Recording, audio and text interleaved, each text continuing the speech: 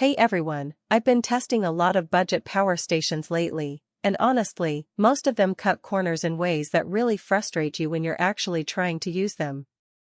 Cheap inverters that overheat, batteries that lose capacity after a few months, and panels that barely charge in real sunlight. So when I got my hands on the Dabbsson DBS2300 Plus, I was curious to see if it finally fixes the things that annoy me most about these units. Link is in the description if you want to check the product details on Amazon. What really stands out here is the semi-solid-state LiFePO4 battery. Unlike the flimsy lithium packs in cheaper models, this one handles heat and cold way better. No surprise shutdowns when it's 10 degrees outside or 95 degrees inside your tent. I ran a small space heater off it for 2 hours straight with no dip in power, and the casing stayed cool enough to touch. That kind of reliability is what you actually need when you're relying on a power station for a weekend off-grid. Another thing I love is the 4 2200-watt AC outlets with P-Boost. Most portable stations give you 1 or 2 weak sockets, so you're constantly hunting for adapters or splitting power. With this, I plugged in my mini fridge, laptop, CPAP, and a portable induction burner at the same time without tripping anything. The P-Boost tech actually kicks the surge up to 3000 watts for a few seconds, which handled my circular saw when I needed it for a quick camp project. That kind of overhead is rare in this price range. Charging options are where budget units really disappoint. You usually have to choose between slow solar or hunting for an outlet. The DBS2300 changes that. It pulls from wall AC, car 12V, solar panels up to 500W, or even another power station if you're daisy chaining. I tested the included 210-watt panel and got a full recharge in about 6 hours of decent sun. No need to babysit the angle or worry about cloud cover killing your progress.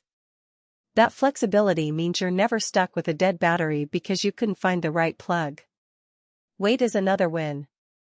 At around 50 pounds, it's not feather light, but it's light enough to carry solo if you're moving camp every day. The carbon fiber shell keeps it from feeling like a cinder block, and the built-in handle makes it easy to lift into a truck bed or up a few stairs. I've lugged heavier inverters that felt like they were made of lead, so this is a noticeable upgrade for anyone who's ever strained their back trying to move one. Safety features are built in without being overkill.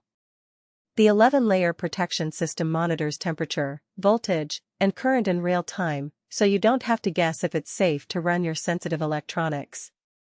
I ran a few medical devices and a drone charger through it with no issues, and the LCD screen gives you clear readouts so you always know what's happening under the hood.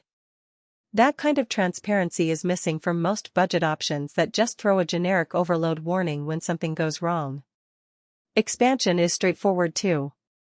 If you need more capacity later, you can add extra batteries or even a second power station and sync them together. That future-proofing is huge if your power needs grow over time. I also like that the unit has USB-C PD, 12V car outlets, and even a wireless charging pad built right in. It's the kind of all-in-one convenience that saves you from carrying a separate stack of cables and adapters. Now, it's not perfect. The price tag is higher than most entry-level stations, so it's definitely an investment.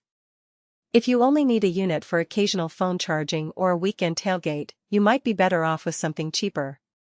Also, the 210-watt panel that comes in the box is solid, but if you want faster solar charging, you'll need to buy a bigger panel separately. It's not a deal-breaker, but it's worth budgeting for if you plan to live off-grid. Overall, the Dabbsson DBS2300 Plus feels like the first power station that actually matches the promises you see in ads. It's reliable, versatile, and built to last, which is exactly what you want when you're miles from the nearest outlet. If you've been burned by cheap units before, this one might be worth the upgrade. Check it out using the link below if it sounds like the right fit for your setup.